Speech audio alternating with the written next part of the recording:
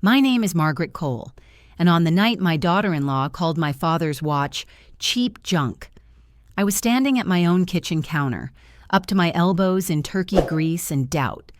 The house smelled like roasted garlic and pine. Christmas music hummed from the old radio Tom bought me our first year of marriage, its volume just low enough that I could still hear the chatter from the dining room. My son, Dan, was out there pouring wine. His wife, Aria, was circling the table with her phone held high, making sure every angle of my dining room looked aesthetic, enough for whatever video she was planning to post later.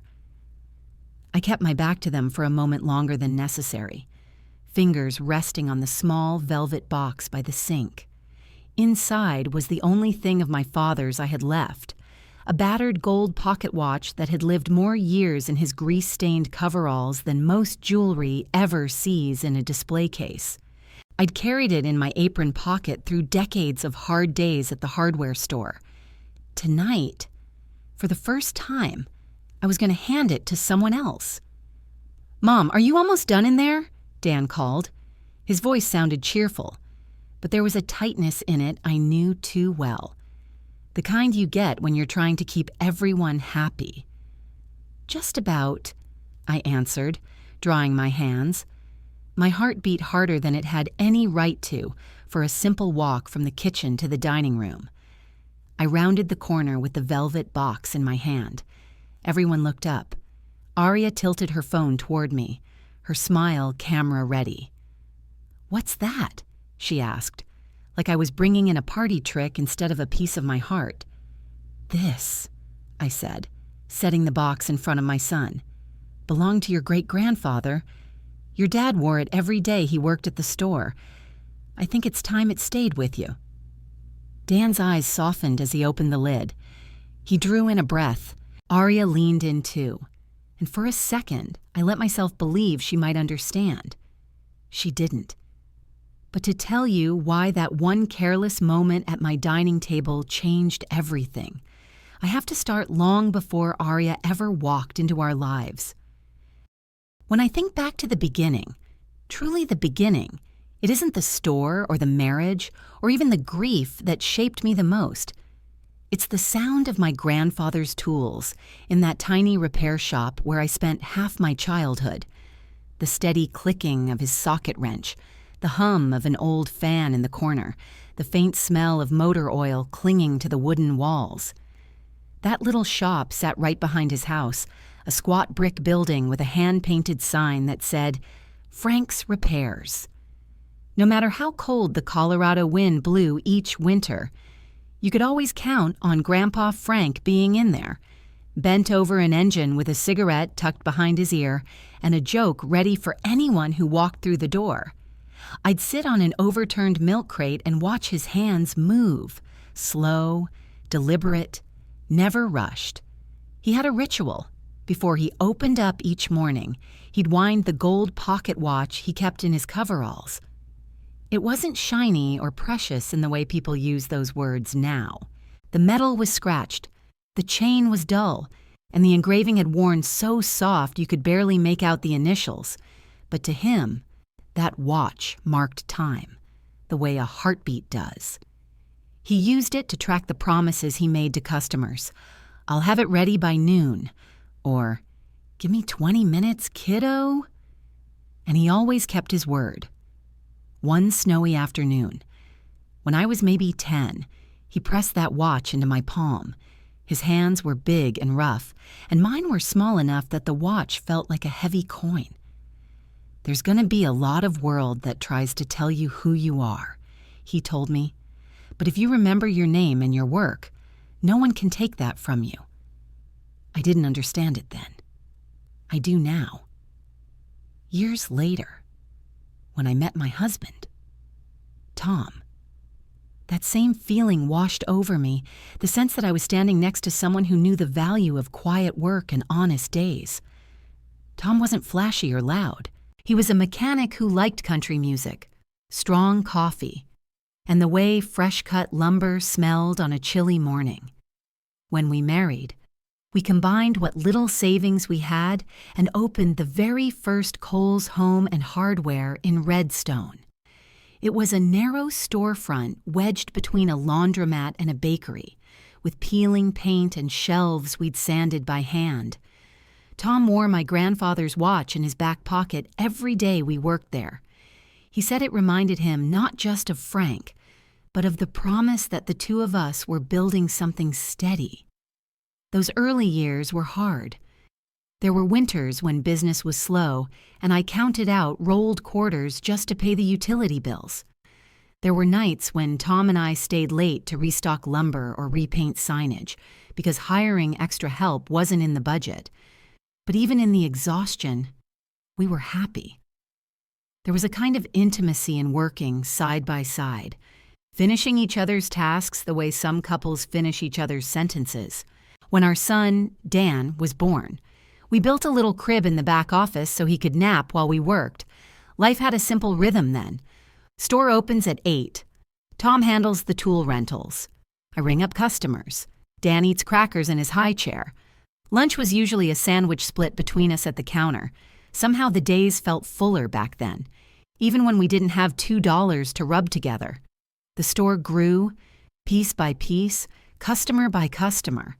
By the time Dan hit middle school, we'd expanded to a second location.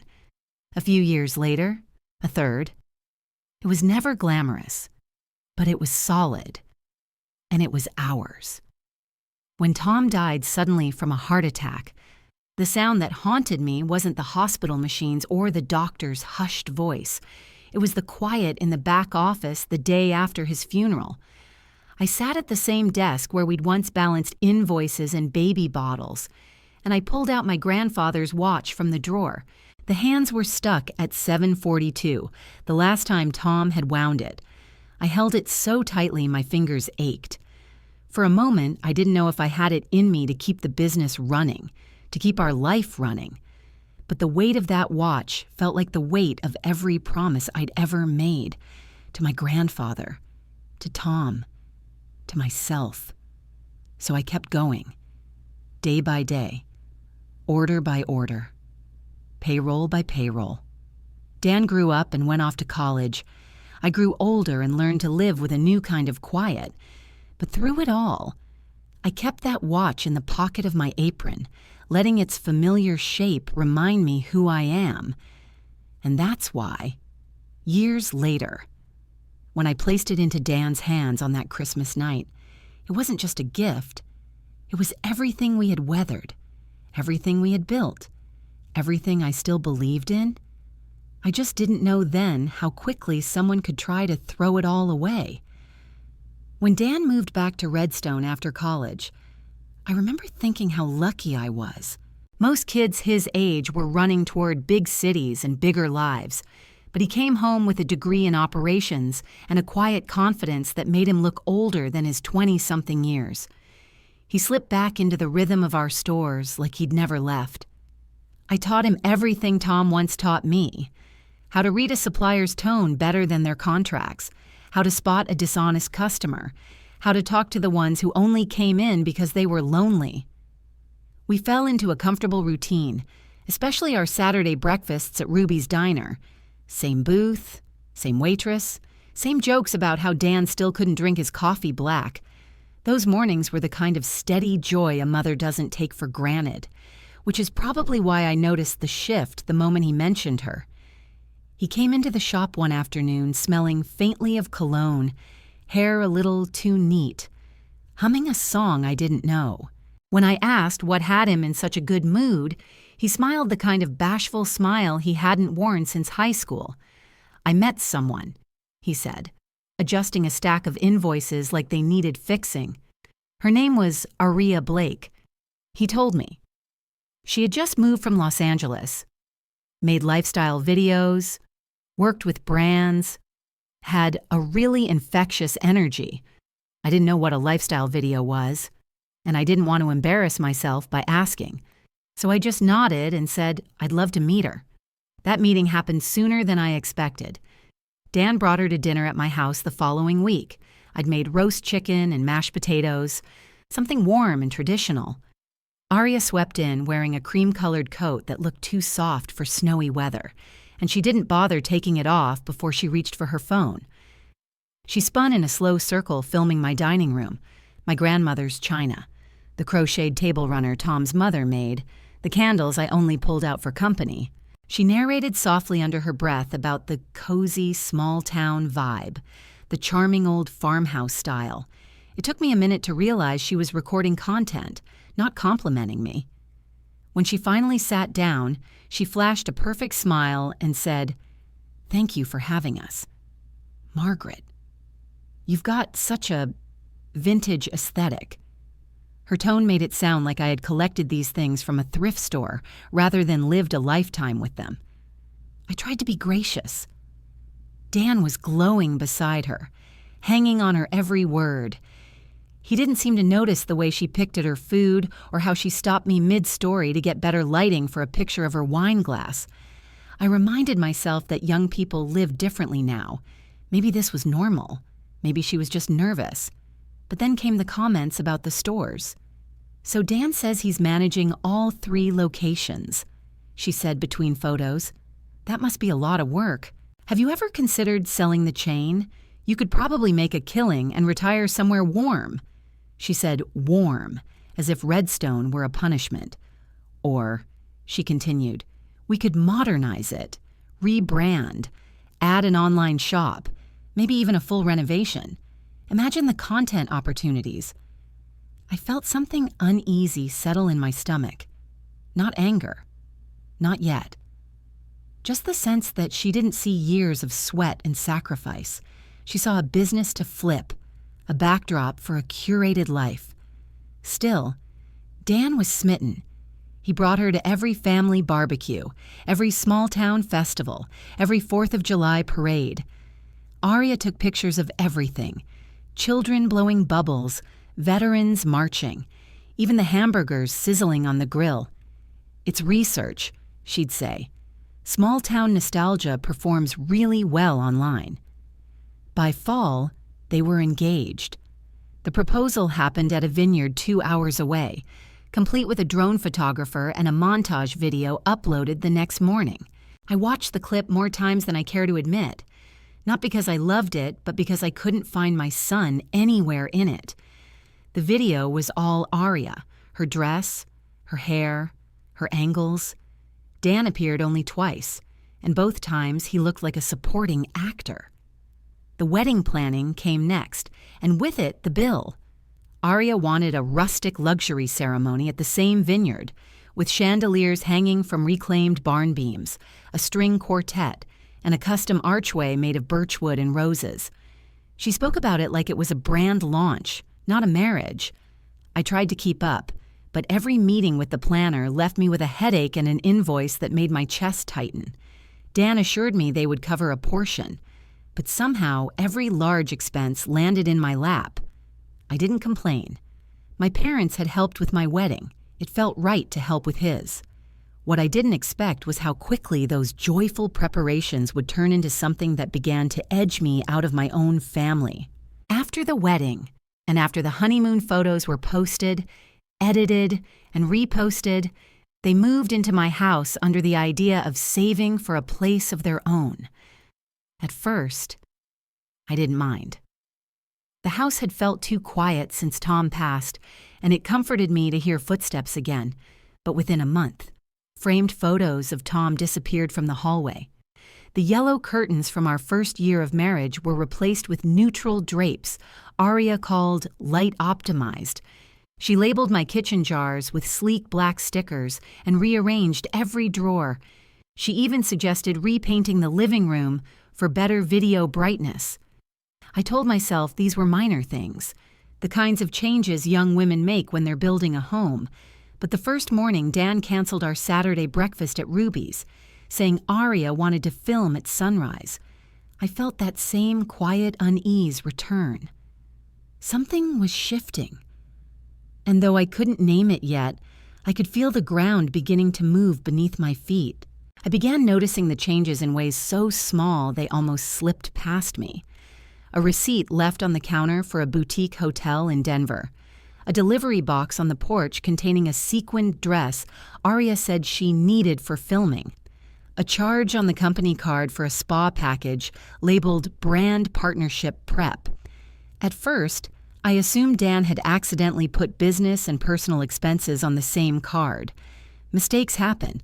I told myself not to worry, but the statements kept coming.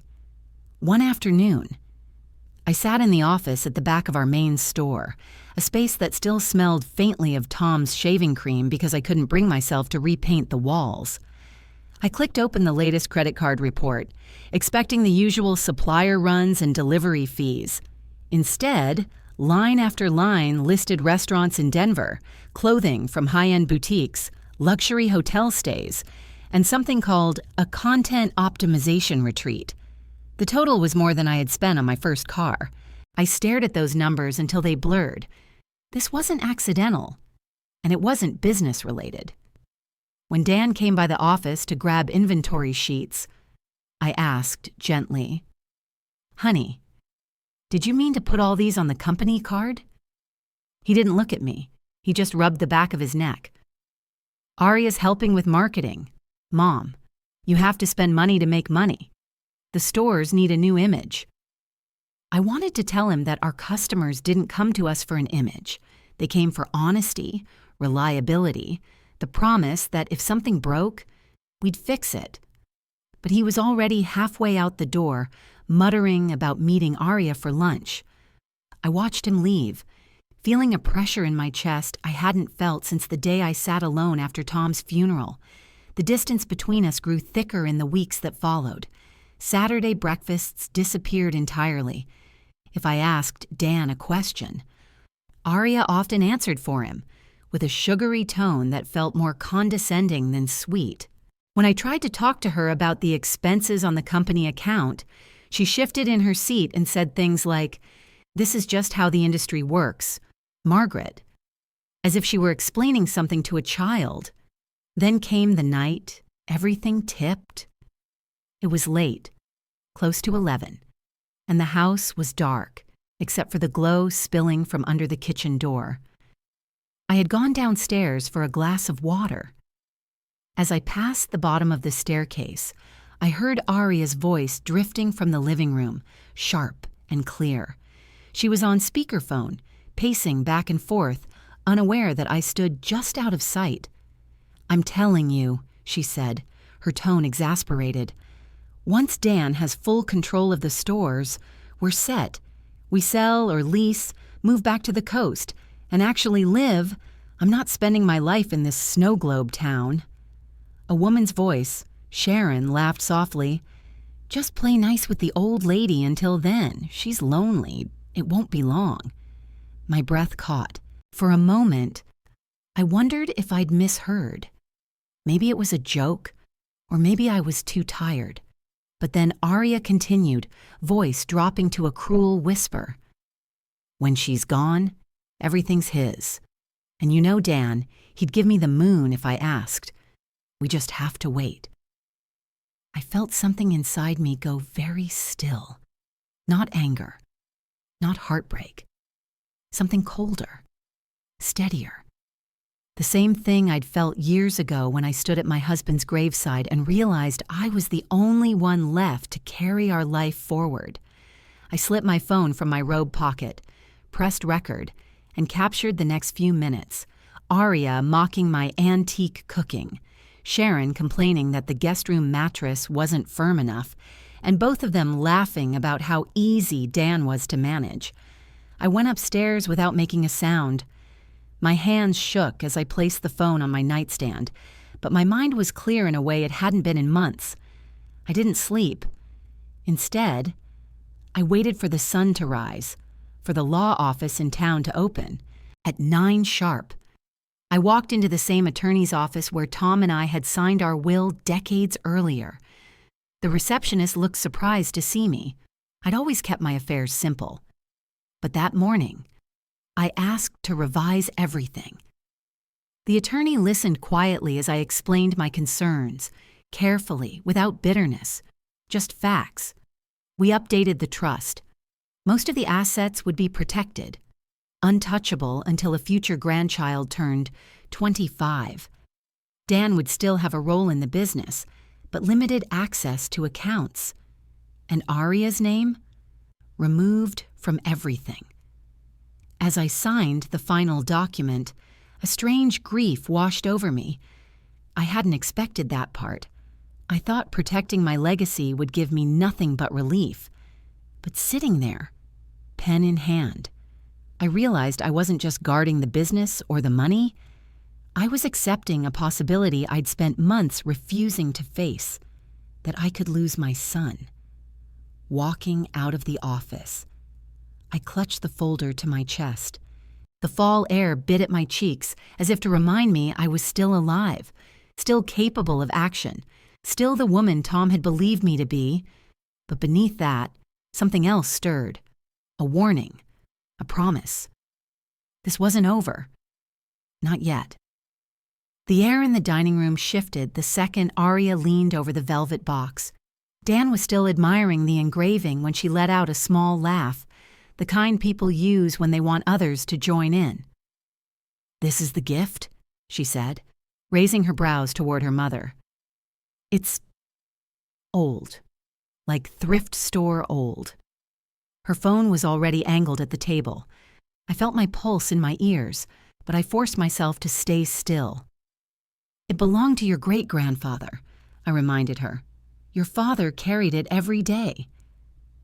Arya pinched the watch between two fingers, the way someone might handle something sticky. "Well, it's scratched," she said, shrugging. "Honestly, Margaret, you could have at least cleaned it. It's cheap junk." Then she let it drop. The sound of metal hitting hardwood cracked through the room like a bone snapping. Conversation stopped. Sharon pressed her lips together, pretending to hide a smile. Dan froze, torn between his wife and the history lying broken at his feet. I bent down, lifted the watch, and felt the crack in its glass like a crack inside my own chest. "Dan," I asked softly. "Anything you want to say?" He opened his mouth, closed it again, and whispered, "Let's just not make a scene." That was the moment something in me settled. Not anger, but certainty. I straightened, pulled out my phone, and dialed the car leasing company. "This is Margaret Cole," I said, loud enough for the table to hear. "I'm terminating responsibility for the SUV under the Cole business account, effective immediately." Sharon blinked. Arya's smile finally faltered. Next, I called the bank. "Remove Daniel Cole from all company cards. Restrict access to payroll only." My voice didn't shake. It surprised me. Dan's face drained. "Mom," I set the broken watch on the table between us and pressed play on my phone. Arya's voice filled the room, clear and sharp. "When she's gone, it's all his. Then it's mine." Sharon's laugh followed like a second slap. Arya's hand flew to her mouth. Dan stared at her as if seeing her for the first time. They moved out within the week, by spring. Dan was back at the store, starting from the bottom, stocking shelves, earning back trust one shift at a time. Arya took a retail job in Denver, months later. She walked into my shop, eyes softer, voice smaller, and apologized without excuses. I forgave her, not because she deserved it, but because I needed the peace. That Christmas, Dan placed the repaired watch on my mantle and said, "It should stay with you, Mom." And for the first time in a long time, the house felt like home again.